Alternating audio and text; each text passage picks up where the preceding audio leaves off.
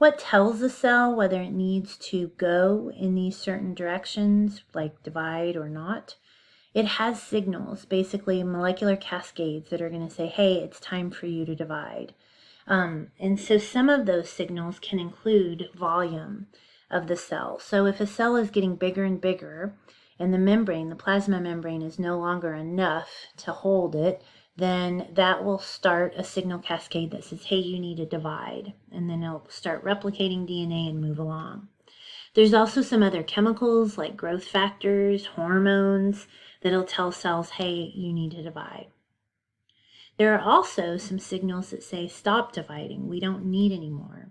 Some of these are going to be something known as contact inhibition. Just by having enough cells all packed together, they can say, hey, there's too many of us in here, let's stop dividing.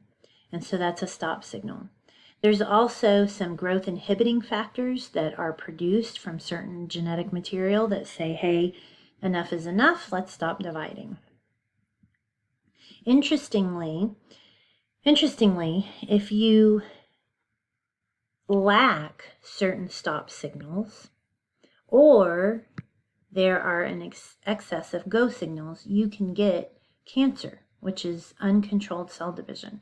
So there are things that can go wrong in any of these regions and these molecular cascades that can lead to cancer ultimately.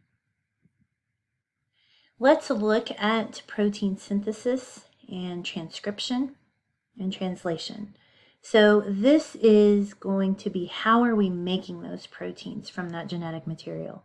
Transcription is the term that means you're going from DNA to RNA. Now remember, I told you DNA is like the recipe. Okay, so it has all of the ingredients on how to make everything that's you. Transcription takes that DNA and puts it in a more legible form. So let's say that your recipe is written in French. You need it in English. You could think of transcription as going from French, I don't know why I choose French, but French to English. All right? You can think of it that way. It's getting it in a more readable recipe form. Translation is going to be actually carrying out the recipe. You're going to make the food.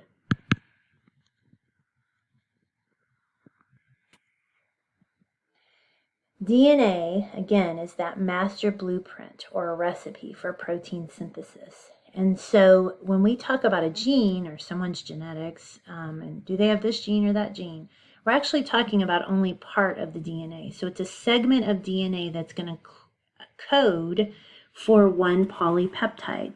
Reach back into your memory bank there and think about what is a polypeptide.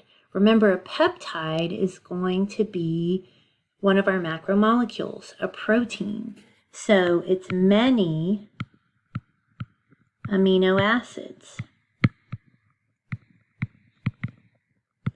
or a protein. Many proteins together. So there's a segment of DNA, and it can be anywhere from 300 nucleotides. Remember our nucleotides, A, T, C, G? It could be a sequence of 300 of those up to like 3,000. And just depends on what gene you're talking about, but it codes for a protein or a polypeptide. Sometimes what we do is we read these nucleotides in threes, in groups of threes, and we call these triplets. So even if a gene is, say, a total of, in this example, let's say it's 300 base pairs. We call them base pairs, but they're nucleotides, okay, for right now. So let's say this is our example. The gene is 300. It is going to be read, or the recipe made, from 3 amino acids at a time, or 3 nucleotides at a time. What's interesting is 3 nucleotides at a time, or this triplet, each codes for an amino acid. And that's how we make our protein. So there again is another video I want you to look at that's on the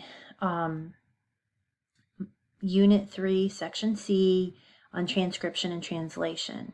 And I really recommend that you look at all these videos to help you understand. It's going to give you more of a three-dimensional kind of video idea in motion of what is going on in transcription and translation.